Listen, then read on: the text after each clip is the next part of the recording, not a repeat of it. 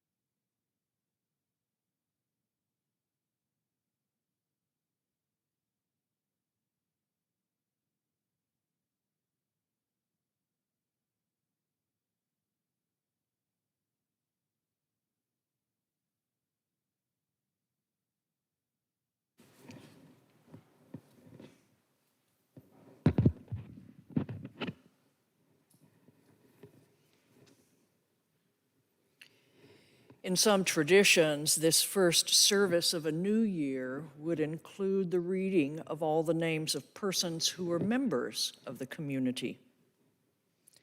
As everyone listens to the names, perhaps listening to be sure their name is not omitted, they will notice what names were on the list in previous years but are now not read for the first time.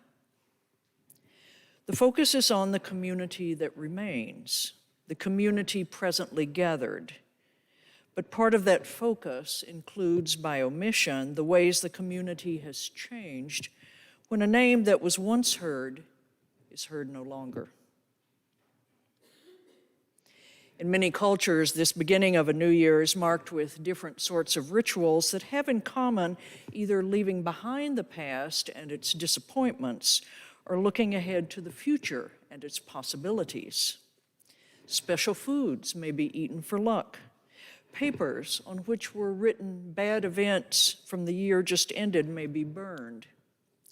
In Denmark, people jump off chairs to symbolize leaping into the new year. Brazilians may wear color-coded underwear to reflect hopes for the new year, with red underwear signaling the desire for love, green for health, white for peace.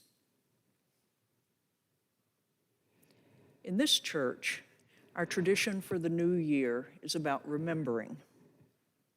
While the surrounding culture often takes a dim view of time spent remembering as time wasted, we want to remember and view time spent remembering as valuable, as an opportunity to savor those we have loved as we read their names.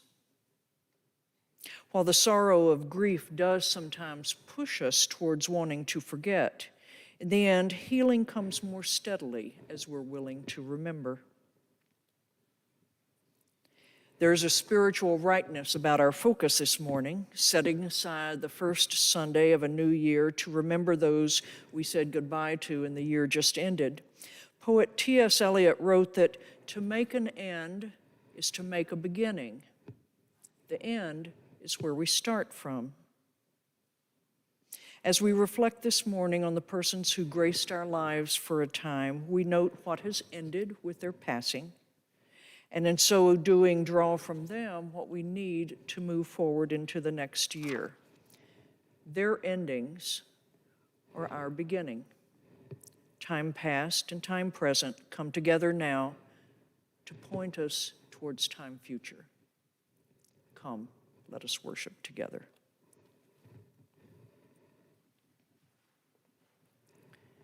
Please rise now in body or spirit for our first hymn, number 336, All My Memories of Love.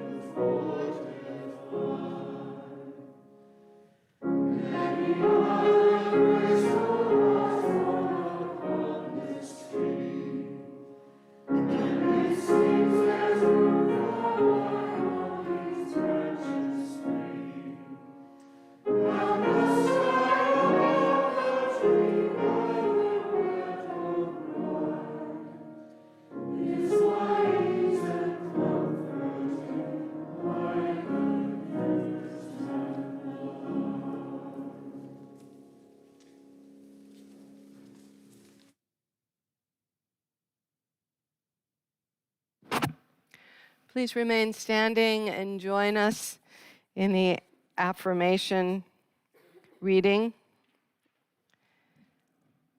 There is but one place where time and death have no dominion.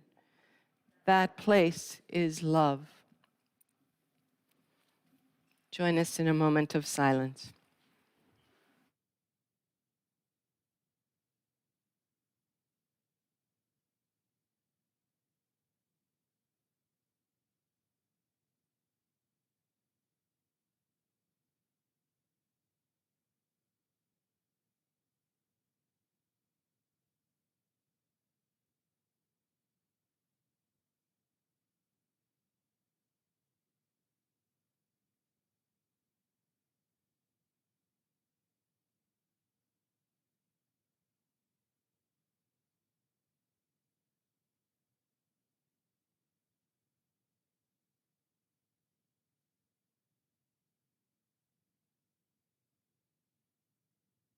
Each time we gather for worship, we set aside a moment to expand the caring ministry of this congregation. Together, we recognize the cycle of life and death, the circle of love, compassion, and witness that is at the center of this and every sacred community. Speaking here in this sanctuary built on the homelands of the Dakota and Ojibwe nations, we honor with gratitude the people who have stewarded the land throughout the generations and their ongoing contributions to this region. We confess to the injustices we have committed against the Dakota and Ojibwe nations and pledge to interrupt this legacy, beginning with open-hearted listening, honest storytelling about the place where we gather, and acts of healing. We stand at the side of parents and teachers and all those whose primary spiritual practice is caring for children. With those who live with grief or chronic pain, with illnesses seen and unseen, with mental disability or addiction. We pray for our neighbors in prison, for those who care for family members in ill health, and those who are struggling to stay afloat in the midst of poverty. Our lives are blessed by those who knowingly and with curiosity and courage meet their final days, and by those who rise above heartbreak to challenge oppression in all its forms. We pray for those in harm's way, for the wisdom and strength of the leaders of the world, and for the people of this courageous congregation, as together we live into our longing to embody and help to build the beloved community. And will you pray with me for these we now name? We hold in our hearts Joe Mueller and Kate Heider, their son Finn, and Joe's wider family, now grieving the death of Joe's father, Robert Mueller, on December 24th. We also send sympathies to Suzanne Kasanke, who grew up at Unity Church and has asked us to name the death of her stepmother, Barbara Arnold, wife of her father, Roy Arnold, who attended Unity for many years before his death. Barbara Arnold was 103, and services for her will be held this afternoon at Nativity of Our Lord Catholic Church in St. Paul. May we stand in compassionate solidarity with our neighbors here at home and all around the world. May they and may we be instruments of a just and lasting peace. I now invite you to speak aloud or hold in the silent sanctuary of your heart the names of those you would like to lift today in worship.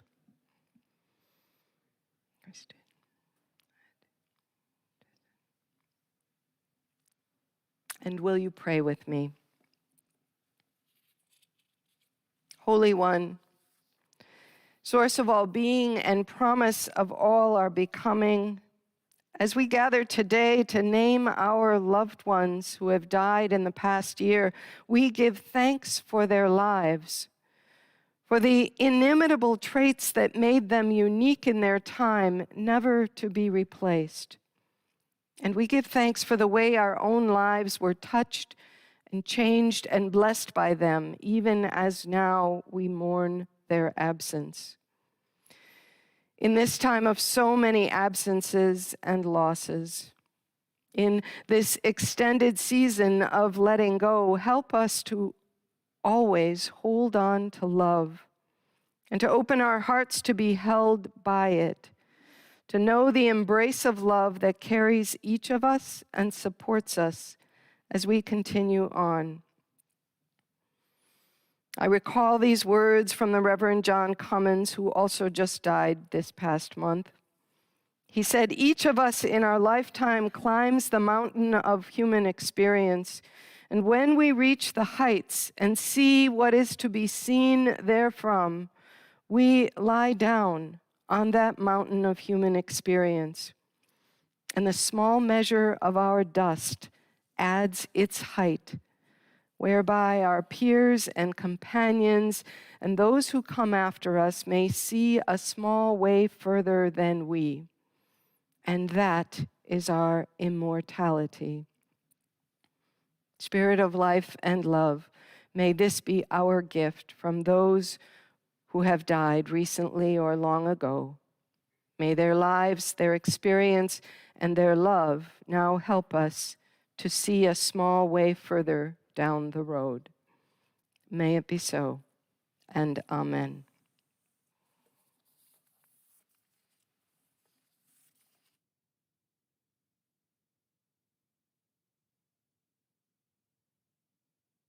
Kathy and I will now share with you the eulogies of 6 people, notable people, who have died in the past year, lighting a candle for each, knowing that this is but the smallest sampling of so many people who made the world better.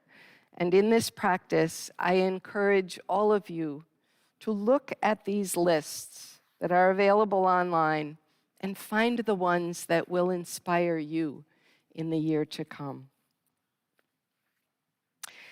He was the son of a Methodist minister and the protege of liberal icon Hubert Humphrey, a champion of civil rights and the first major party male presidential candidate to run with a woman on his ticket 36 years before we would finally elect a woman as vice president.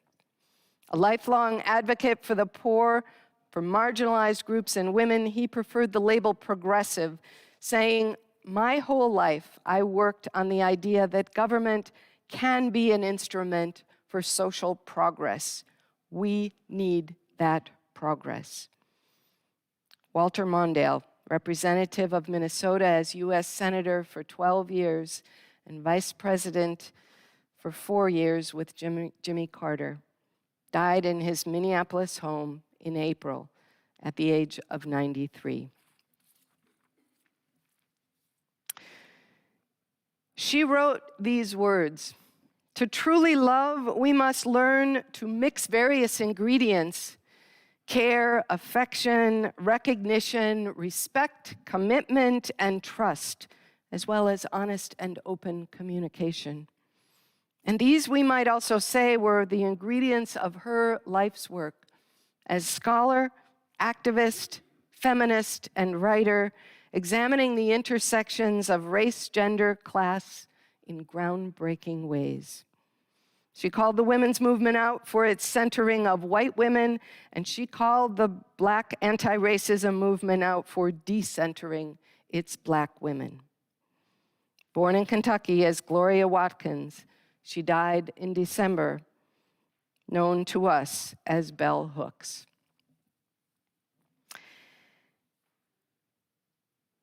This one, we remember, grew up bilingual, speaking her first language at home and learning English at school, later finding in this an identity that shaped her and would define her life's work, empowering her people with an appreciation of their distinct culture, identity, and language. As the daughter of deaf parents who was born deaf herself, American Sign Language was her first language. She was the first deaf person at Georgetown University to receive a PhD in sociolinguistics and became a sought-after consultant, educator, and advocate. She was a natural community leader and an international advocate promoting human rights and bilingual education for deaf people, speaking up for the LGBTQI deaf community, and working as an ally to bring down barriers for Black deaf people. Dr. Barbara Canapel died in August at 83 and is survived by her wife, Mary Eileen Paul.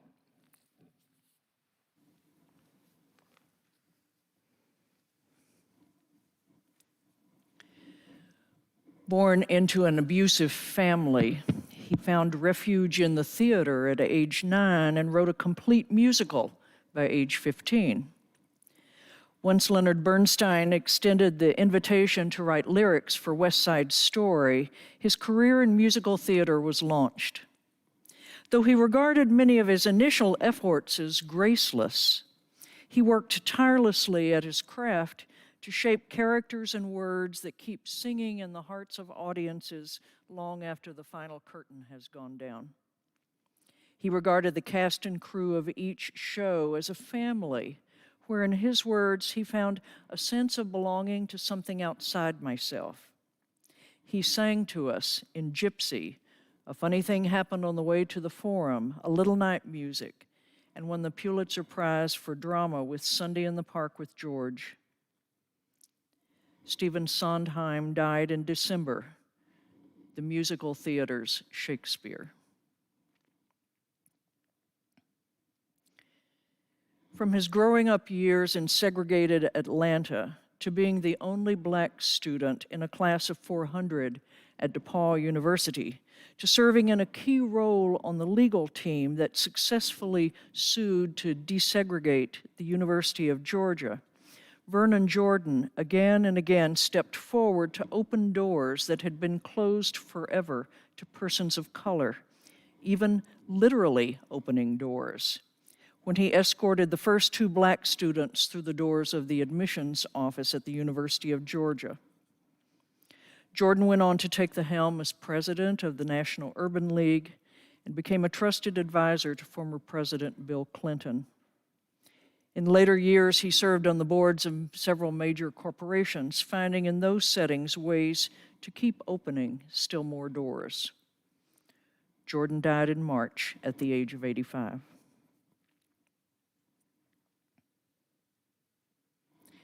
The Year of Magical Thinking. Written at age 70 following the unexpected death of her husband, she captured for us in depth what it is like to grieve, to have to remember each day the loss that has happened. She came to writing early, typing out Hemingway stories as a teenager in order to get skillful at sentence structure. In Slouching Towards Bethlehem, she presented a new genre of writing with the first in-depth study of counterculture lifestyles. In her criticism of the verdict on the Central Park Five as being racist, Joan Didion continually moved her craft into new areas that allowed her to reflect on parts of experience we might prefer to ignore. Joan Didion died in December, leaving us her words to guide us through grief at her passing.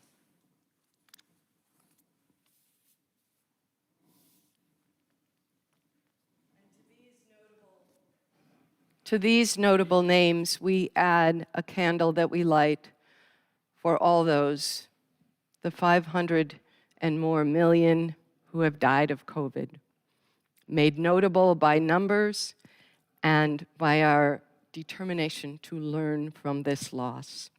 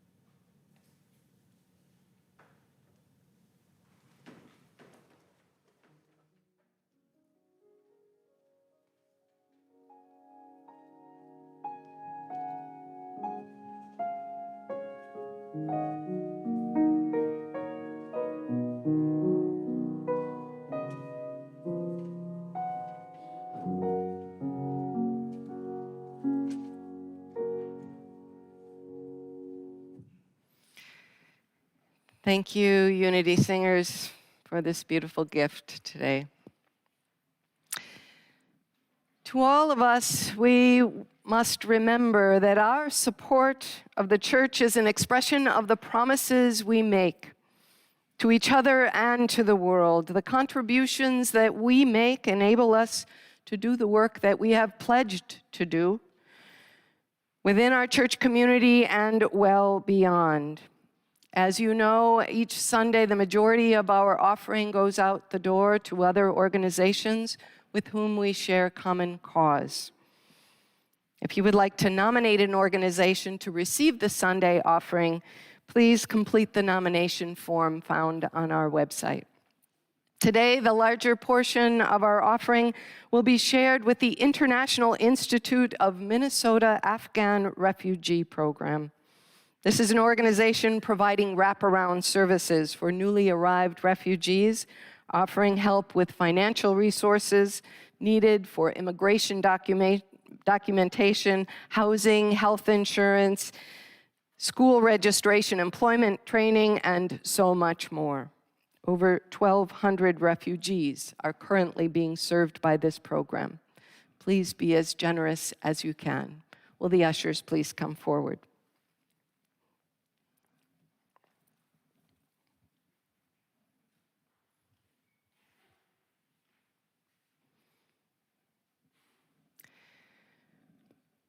We dedicate these offerings and ourselves to the greater work of the church, which is weaving a tapestry of love we call community.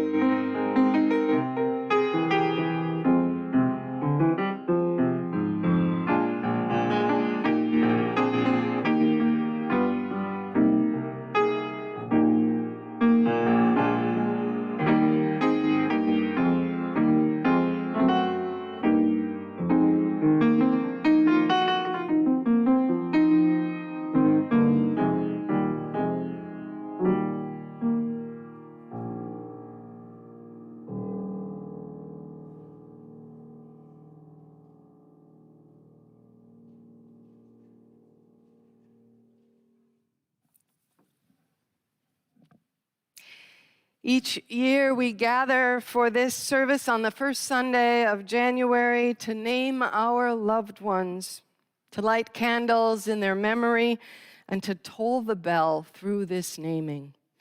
A tolling that lasts so long it takes more than one person to do it, putting their muscles to the task, hands on the rope, bell in the tower, somberly declaring our grief, our memories, our love, across the winter streetscape outside.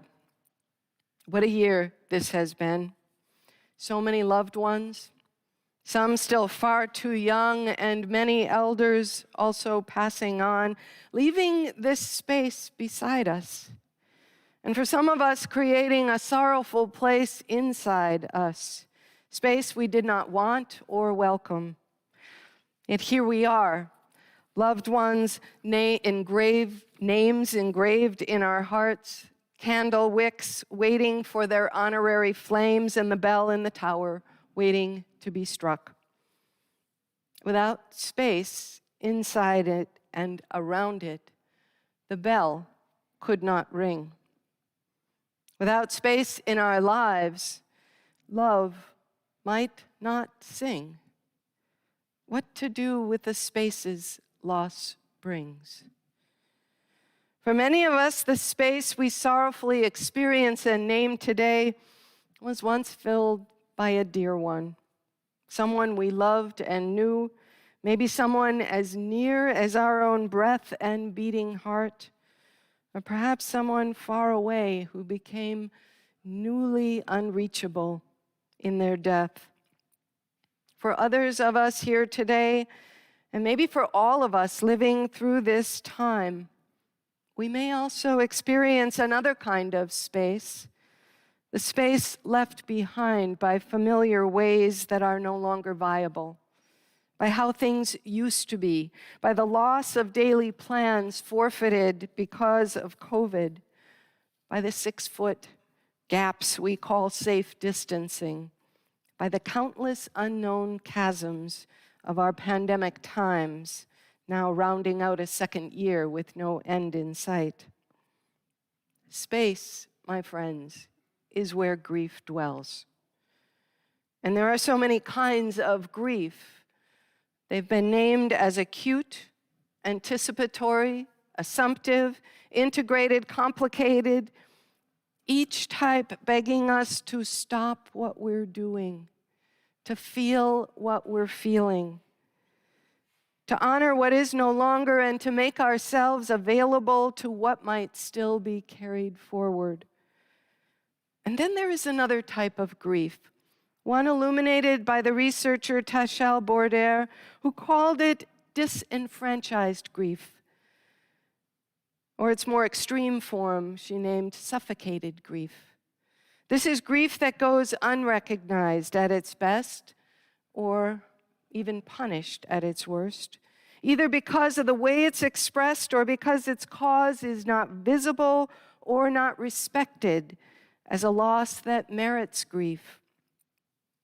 They might be, for example, losses from divorce or the end of a relationship, the loss of an unborn child, or losses due to an assault or other traumatic events, or the losses from the incarceration of a loved one. Disenfranchised grief, according to Bourdaire, is, quote, not openly acknowledged or publicly supported through mourning practices or rituals because the experience is not valued or counted by others as a loss. Some of the losses she notes as lacking the support of rituals and recognition include the loss of a prior worldview, loss of self-identity, loss of freedom and independence, loss of a sense of safety. Sound familiar? Are these not losses we might have experienced in the past 2 years of the pandemic? So much loss, so much space around us and within us. What to do with this holy but sometimes unbearable loss and the space it creates?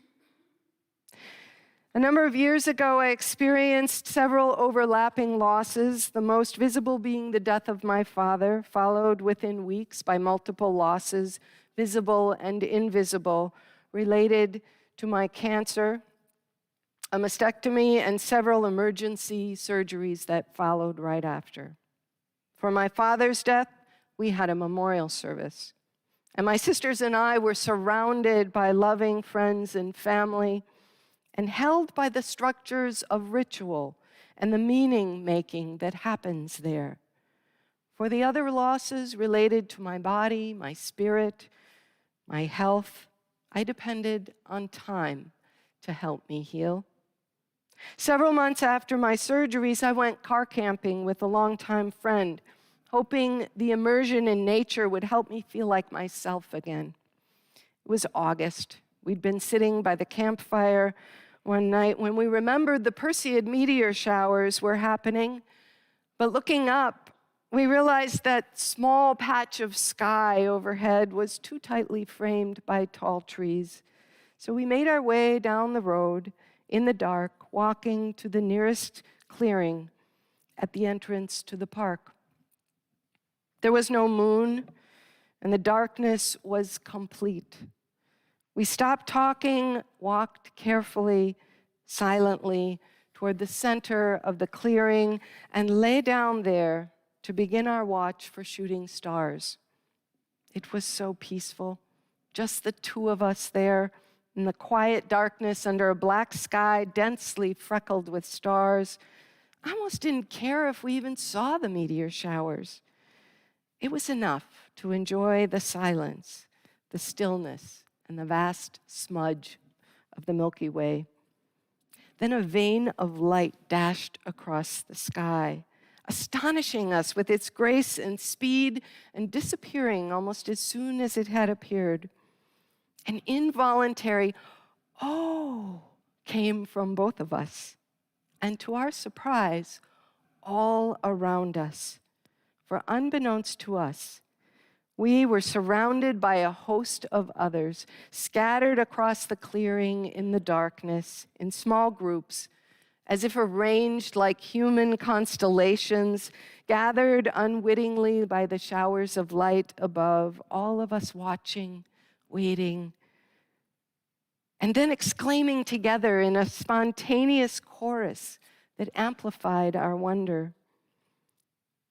I was grateful for the reminder that I was not alone, but held in miraculous relationship by a web of stardust spun above, within, and all around me. And in that space, I knew that I was whole again. What to do with the space left by all we have lost and the grief, necessary and holy, that lingers there? Might we look to the stars above us and within us? Might we, as we wait and watch for a streak of light, also pay attention to the presence of others doing the same? Might we find some comfort knowing the space of loss we are experiencing is shared by others too? Might this space be an invitation into an unexpected experience of wholeness, remembering that even and especially in our grieving, none of us is alone. The poet Denise Levertov has written poignantly about grief as a dog, a stray dog we ought to befriend and invite in. But it's another poem of hers that I want to share with you today. Not to my knowledge is this one about grief, but it is a poem about being awakened to the space around us, above us, and within us, and letting our whole selves feel our heart's resonance as we are struck by life itself. She writes, "A certain day became a presence to me. There it was confronting me, a sky, air, light, a being. And before it started to descend from the height of noon, it leaned over and struck my shoulder as if with the flat of a sword, granting me honor and a task. The day's blow rang out metallic, or it was I, a bell awakened, and what I heard was my whole self saying and singing what it knew. I can."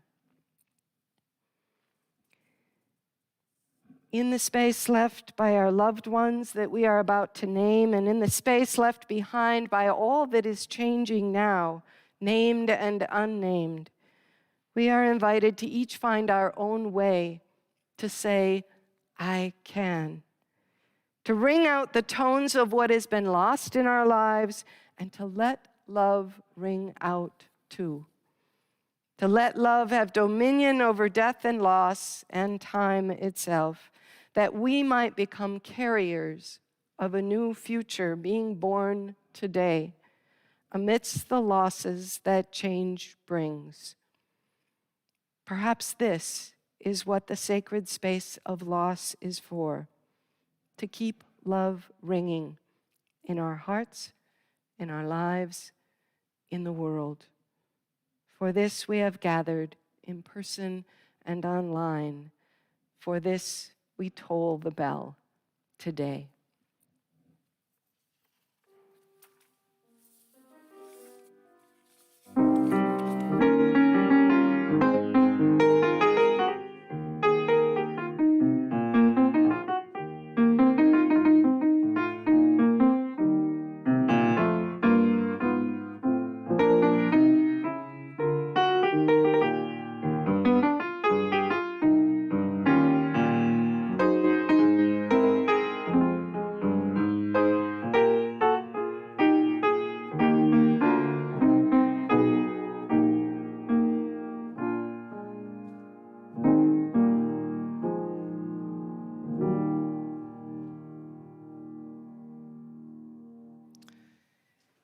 Please rise in body or spirit and join us in the litany of remembrance.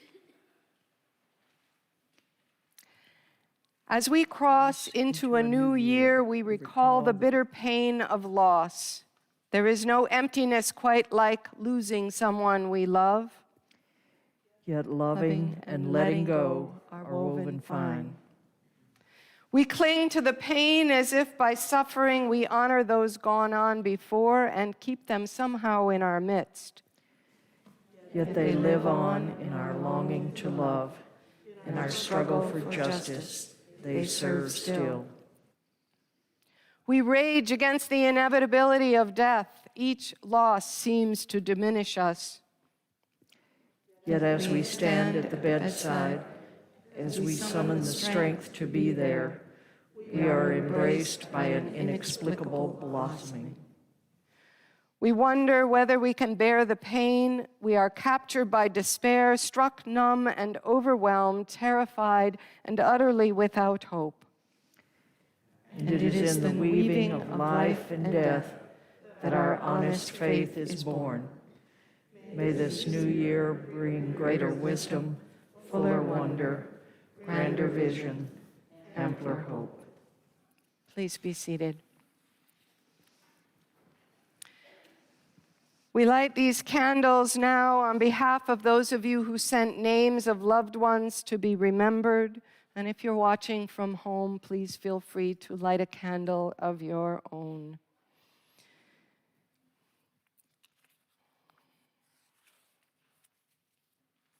We remember David Amengard, uncle to Julie Coleman, who was married to Julie's sister Mary Sue and passed away from COVID. We remember Ivan Angert, son of Julie Angert, who was a sweet and calm 10-month-old, lost too soon to a genetic disorder. We remember Peggy Anson, lifelong friend of Laura Lee Widerstrom, known as Mamita. Peggy died at 99 and a half and is remembered for her kindness and for being a truly beautiful soul. We remember Ginny and Ted Airy, mother and father of Richard Airy, who gave him their love and the world and taught him how to embrace it. They remain with him on every blessed step. We light a candle for Mark Beckwith, best friend from college of Mike LaFleur. Mark marched to his own drum and lived his values with furious commitment. We remember Mary Ella Novi Blackman, mother of Ellen Green, also teacher, reader, cook, seamstress, golfer, sailor, horsewoman, and veteran, who died at the age of 100. We remember Gary Brisky, friend of Rual Fries, a friend to many and a special friend to Rual. We light a candle for Kim Burress, cousin of Michelle Sylvester, remembered for dedication to family and friends, wonderful gatherings, and inspiring strength and courage. We remember Richard Carlson, great uncle to Elizabeth Johnson, brother to her grandma, and all-around wonderful person. We remember Michael Shavestik, nephew of Barry Reish, gregarious, fun-loving young man who was a dreamer and who also struggled with addiction and mental illness. We light a candle for Jerry Lynn Cohen, sister-in-law of Roxanne Kibben, an extraordinary actress, mother, and friend. We light a candle also for Bill Kottman, an elder remembered by Richard Spratt as friend, artist, photographer, and poet, loved by family and a blessing to all. We remember Don Crenell, husband to Rose Crenell, known as minister, counselor, lifelong student, and not a bad square dancer. We remember Leora Daly, sister to Bonnie Ryland. Leora was a loving mother to 9 children and 25 grandchildren and 2 great-grandchildren. We remember Agustina Diaz, grandmother to Tanya Martinez, courageous, extraordinary, revolutionary. We remember Margaret Durham, named by several members here, including Laurel Lane, as one of our wise elders. We remember Eileen Eves, mother of Patricia Eves. She was blessed by her Irish wit and boundless love. They hold her in their hearts still. And we remember Jim Meisenheimer, husband to Carol Gage, loving friend, curious explorer, and devoted volunteer.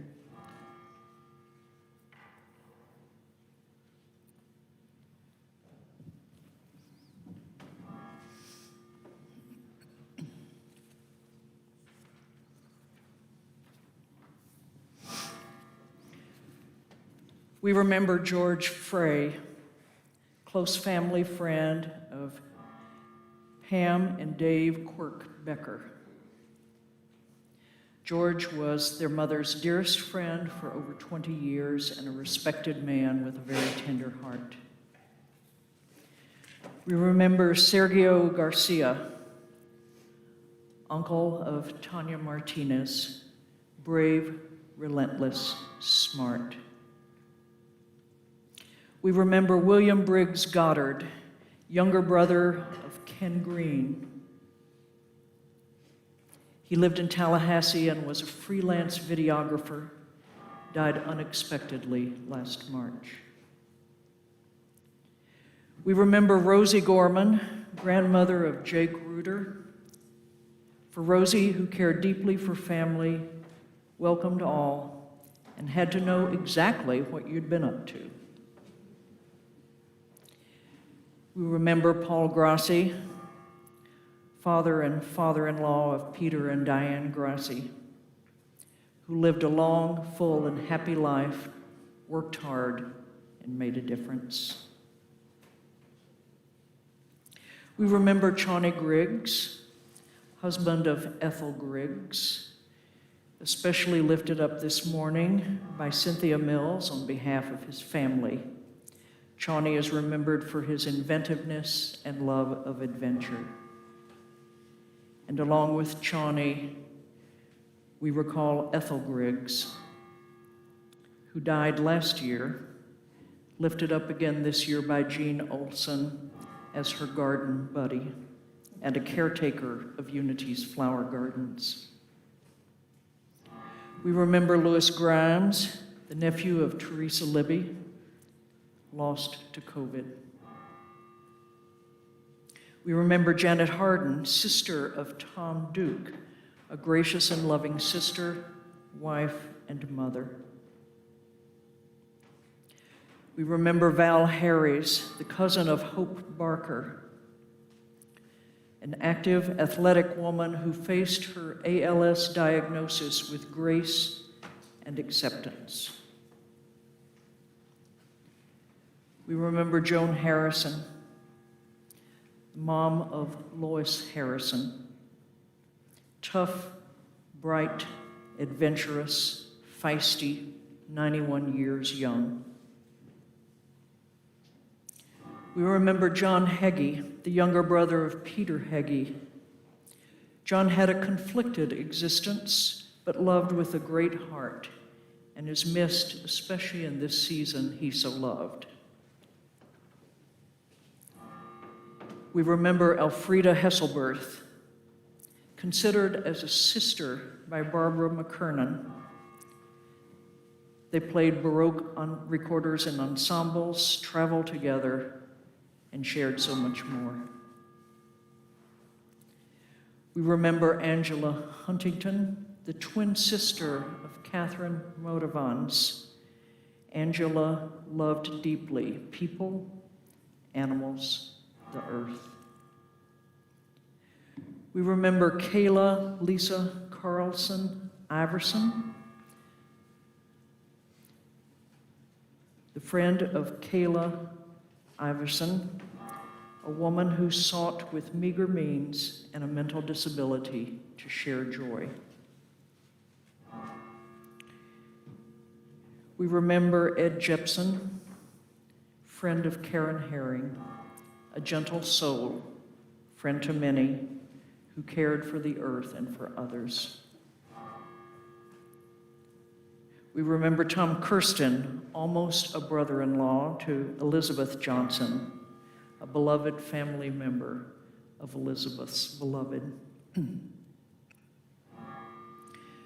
We remember Donald and Susan Gerland, cousins of Linda Gerland, beloved cousins.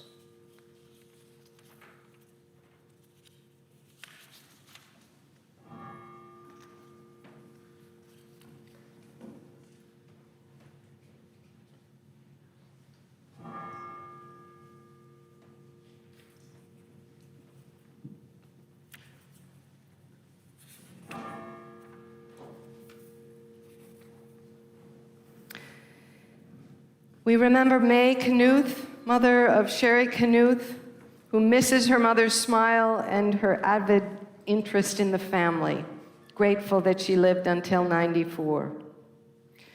We remember Deb Kukle, best friend of Kathy Simmelink. Deb was a steadfast friend and master gardener.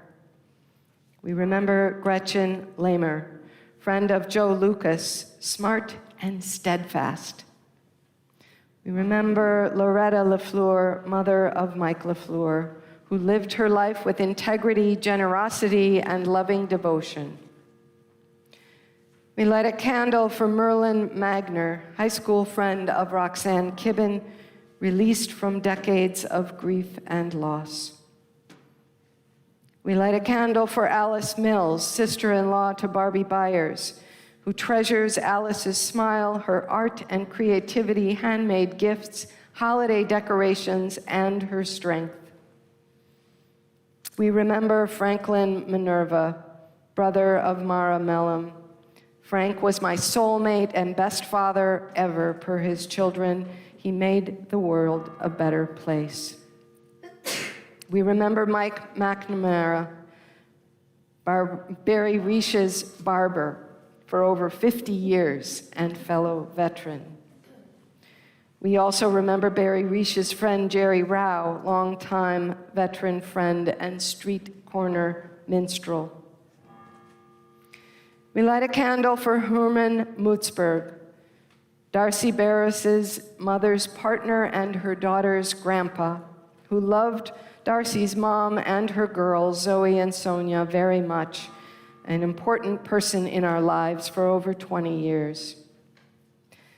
We remember Dr. Triwell Nairongo, friend of Barbie Byers and others in this congregation from Malawi, who worked to create an improved clinic and schools. We remember Daniel O'Meara, Sierra's boyfriend, named by Sierra, Susan, Tim, and Aurora Hins, as a creative, gentle soul who loved meeting new people. We light a candle for Charlie Pauley, husband of Lisa Renard Pauley, who will be missed and remembered as a quietly loving father, husband, son, and brother. We light another candle for Phyllis Peterson, longtime friend of Laurel Lane, an artist, lover of Greek food, a dear, fun, interesting friend. And we remember James Pierce, uncle of Karen Pierce, who writes that the generational border between us and mortality passes. We follow their example of life well lived. We light a candle for Geneva Prince, mother of Jane Prince, who died at 100 after having had a wonderful life. If she met you, she never forgot who you truly were. She cared and gave freely. And we light a candle for Pat Rich, sister-in-law of Patricia Rapinski, who very much faced her final days with curiosity and courage and taught Patricia so much.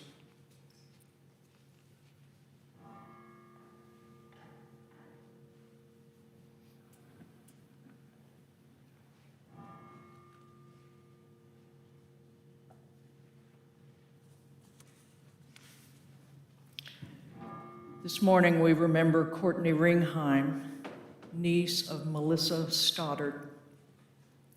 Courtney was loving, exuberant, and extraordinary, but her big heart was fragile. We remember William Rush, father of Casey Rush, a wonderful grandfather and great-grandfather. We remember Susan Schaefer, mother-in-law to Ben, grandma to Henry and Tulla,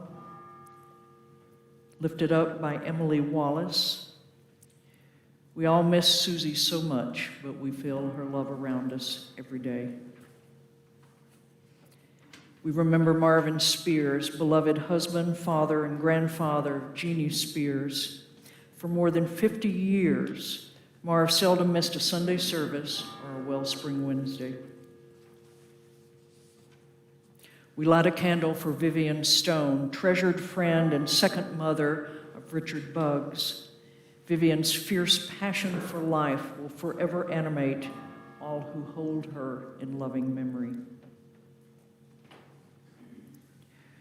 We light a candle for Ruth Stracker Gordon, dear friend of Laurel Lane. Awesome. We remember Janet Thorson, a cherished friend of Patricia Fernandez. Janet, you are deeply missed. Rest in peace. We light a candle this morning for Elizabeth Toohey, teacher, mentor, and surrogate grandmother of Lenny Seams. Wisdom, humor, compassion poured from her before and after spiritual direction training. We remember Blanche Tyson, dear friend of Hope Barker. Blanche loved her family, her friends, her job, her students, and had a song for every occasion.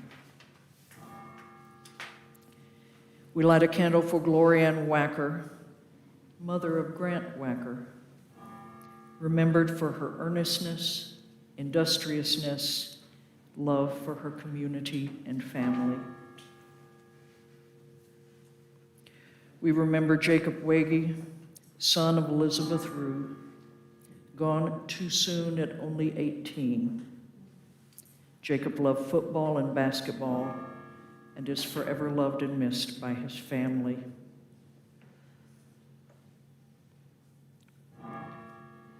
Three of you remember this morning Lynn Ann Warren, dear friend of Karen Buggs, sister-in-law of Judy Likens, wife for 30 years of Jim Leslie. Lynn Ann loved Unity Church, gardens, the holiday choir buffet, retreats, and was an active member here for 42 years.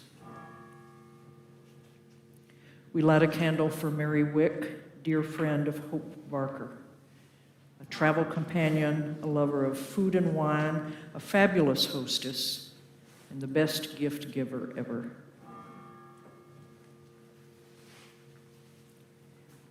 We remember Dr. Robert Wood, doctor of Casey Rush, who used his gifts to transform the lives of children with facial differences.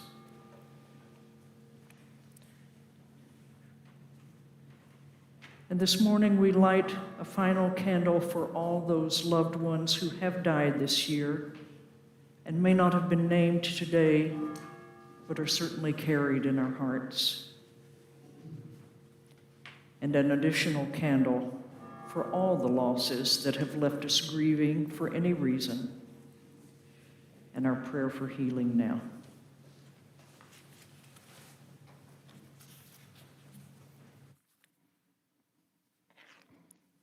Let us pray.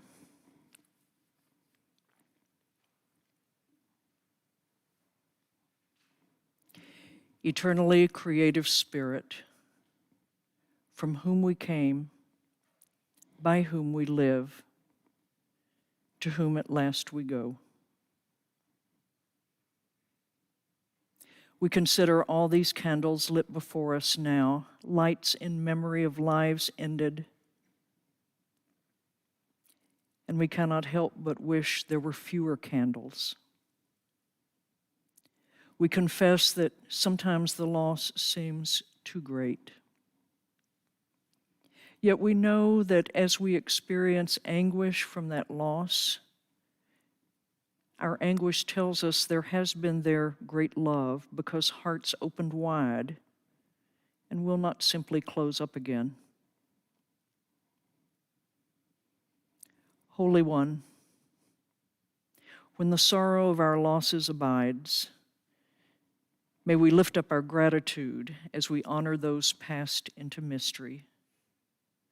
May we give thanks for the vision they left for us. May we give thanks for the ways their courage emerges in our commitments. May we give thanks that their love will still bless the world through us. May we give thanks that they lived, and thanks that we remember. Amen. Please rise now in body or spirit for our last hymn, number 101, Abide With Me. We're going to sing just a single verse.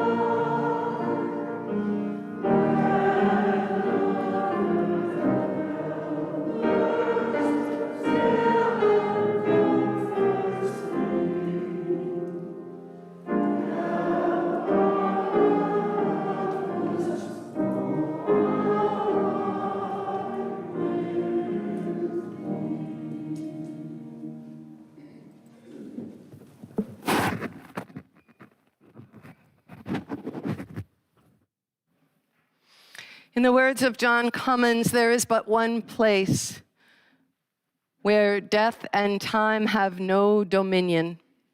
That place is love. As we part today, friends, let us each remember this. Love abides. Go in peace.